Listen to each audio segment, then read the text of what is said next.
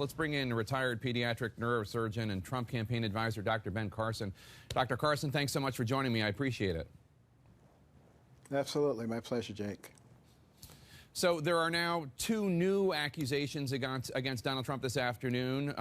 I should point out CNN has not been able to independently verify. One woman telling the Washington Post that Mr. Trump put his hand up her skirt and touched her private parts in the early 1990s. Another woman who you just heard, she was a contestant on The Apprentice. She said in 2007, Mr. Trump kissed and touched her against her will and against her stated wishes. That is 7 accusers who have come forward publicly. What's your reaction, sir? Sexual abuse is a horrible thing. It's an abominable thing. I've said that many times.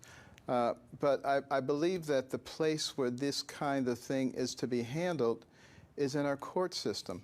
It's not to be aired out in public on television. That's not the appropriate mechanism for dealing with these kinds of things. This morning you seemed frustrated when you were asked by Katty Kay of the BBC if the women accusing Mr. Trump of sexual assault were lying. You said, quote, "It doesn't matter whether they're lying or not. What matters is that the train is going off the cliff." A reference to your larger concerns about what's going on with the United States of America. There are a lot of people out there, however, who think the issue of sexual assault and sexual abuse, as you just stated, is very important. Do you think whether Mr. Trump did these things is unimportant? No, I think that's a misunderstanding of what I'm saying. What I'm actually saying is we have some amazingly important issues going on right now. You know, a $20 trillion national debt, an even bigger, deficit that is continuing to go on, and it's going to terribly affect our children and our grandchildren. The immigration issues, the terrorism issues. I mean, isn't that what the presidential election is about? It's not about these other issues. Now, you know, I welcome, is about the and I've said character it many of the times, candidates.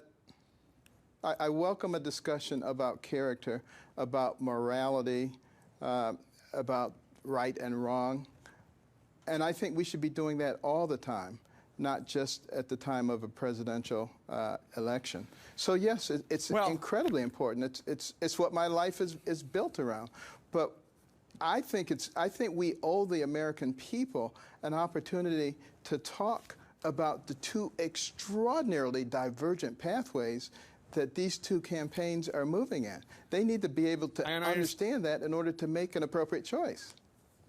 I understand that, sir, but what's going on right now is that there are women coming forward, 7 by my count, that are saying that the candidate you're advising, the Republican presidential nominee, Donald Trump, has regularly committed sexual assault against them. In a speech last hour, Mr. Trump mocked some of the women who had accused him. Take a listen. When you looked at that horrible woman last night, you said, "I don't think so. I don't think so." She would not be my first choice, that I can tell you. Man. You don't know. That would not be my first choice. So this is the second day in a row that Mr. Trump has suggested that these women are not attractive enough for him to sexually assault. I think we have a court system to take care of these things. If these women have an issue, I think they should hire a lawyer and they should seek to have that issue redressed in the appropriate way that's set forth in our society. Well, do you think that, for instance, Juanita Broaddrick or Kathleen Willey, who have not gone to the police with their charges against former President Bill Clinton, do you think that they're handling this improperly? What I say applies to everybody. We have a mechanism for dealing with these things. You know, dealing with them in the court of public opinion, particularly at a time like this, only distracts us from the issues that are so important and that our people have the right to be able to hear a fair discussion of the two sides. Hillary Clinton should be able to explain why she believes that we should have open borders. Donald Trump should be able to explain why he believes we shouldn't. Hillary Clinton should be able to explain why she wants to raise taxes. Donald Trump should be able to explain why he wants to lower taxes.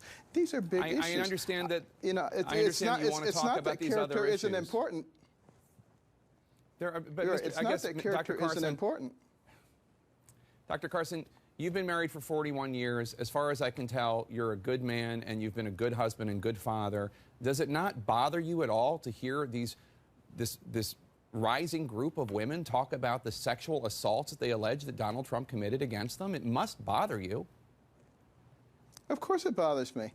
All of it bothers. There's so many things in our society that bothers me. Some of the music, some of the lyrics, the things that we're putting out in front of our young people all the time that is eroding our sense of morals and values. Of course it bothers the heck out of me.